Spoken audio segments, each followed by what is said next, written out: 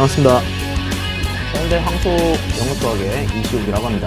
오늘은 어저께 메일을 주셔가지고 어떤 고민들을 적어주신 구독자님에 대한 사연에 대해서 답변도 드릴 겸 영상을 켰습니다. 구독자님께서는 전북 정읍에 살고 계시고요. 현재 중1, 다시 말해서 예비 중2에 해당합니다. 곧 2학년이 되고요. 기숙학교를 다니기 때문에 주말만 집에 온다고 합니다. 그리고 토, 일요일에 학원 수업이 있고요. 2시간은 수학상을 듣고 2시간은 중3 2차 함수를 듣고 있다고 합니다. 중등 학교 시험이 어렵게 출제되기 때문에 중등 수학 심화를 학기 중에도 계속 진행을 해야 되는 상황입니다. 그래서 고민이 뭐냐고 하면, 요약을 하면 주 2회에 학원 2번을 가는 이런 속도로 나간다면 2년 동안 수투까지 과연 한 번이라도 돌릴 수 있을까라고 하시면서 어떤 게 좋을까라는 고민을 해주셨습니다. 그래서 첫째, 유명 강사 인강을 신청해서 선행을 나가야 될 것인지 아니면 학원 수업에 충실하게 나가는 게 맞는 것인지 라고 질문을 하셨습니다.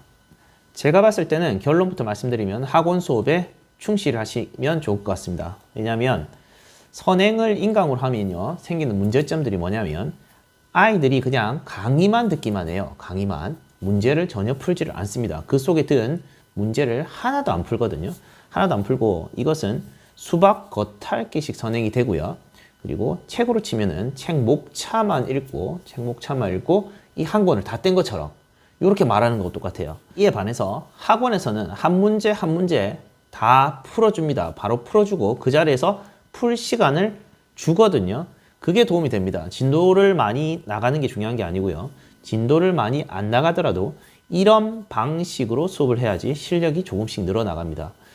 학원 진도가 조금씩 나가는 대신요, 그것을 역으로 어떻게 활용을 할 수가 있어요. 역으로 활용한다. 즉, 그 어떤 적은 분량을 스스로 복습해내고요.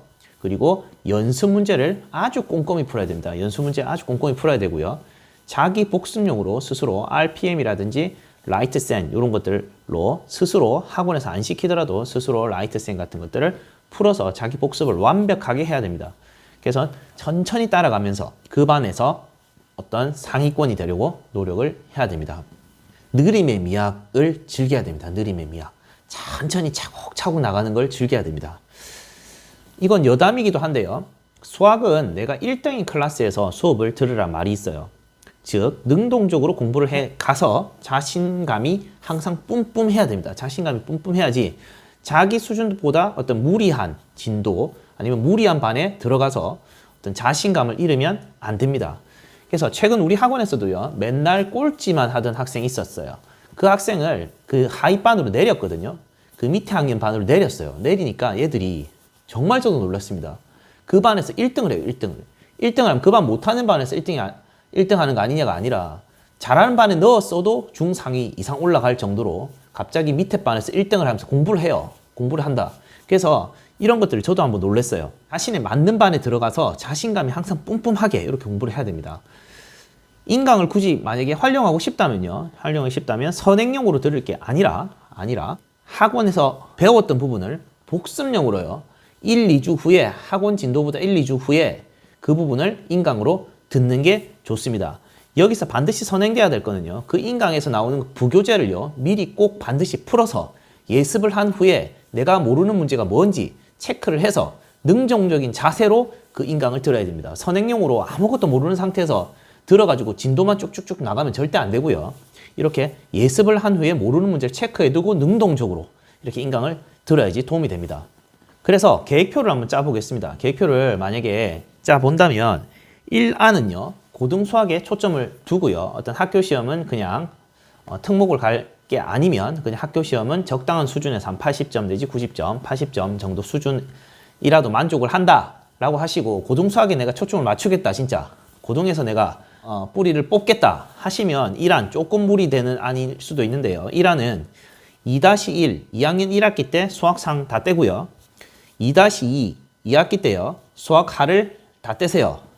그 다음 3-1에서는 수학상하 2회독 하시고요. 그리고 수2도 떼세요. 수2도 떼고요. 3-1에서 조금 여유가 있거든요.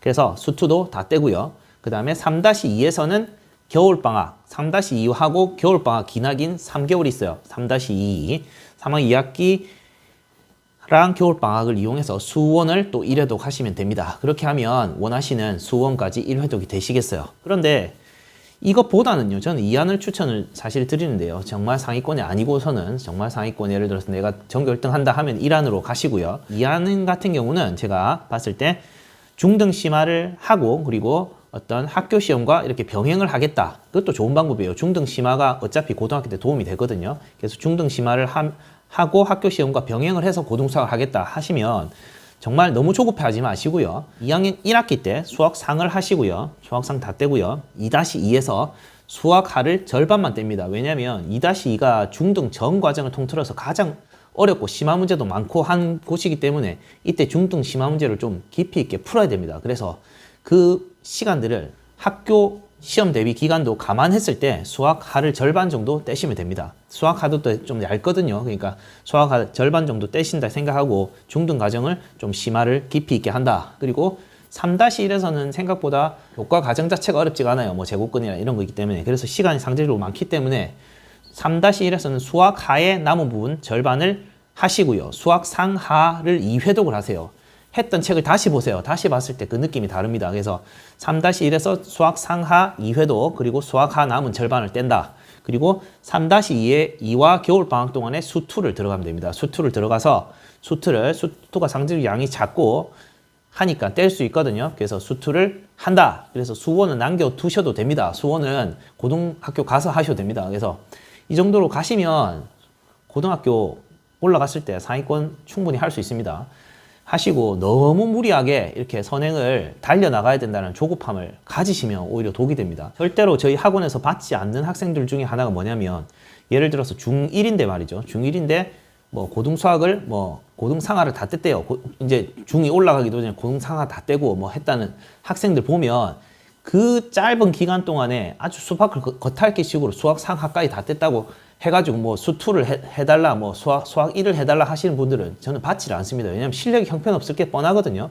그렇게 날림으로 하시면 진도만 위주로 해서 오시면 저는 안 받습니다. 그런 학생은 뻔합니다. 앞쪽에 풀려보면 하나도 모릅니다. 그럼 다시 해야 됩니다. 다시 해야 될 거 말라, 그렇게 무리하게 나가느냐 이거죠. 그러니까 자, 적당한 수준에서 그리고 실력을 쌓아 나가려고 하면 느림의 미학이 있어야 됩니다. 조금씩 쌓아 나가는 그런 것들이 있어야 돼요.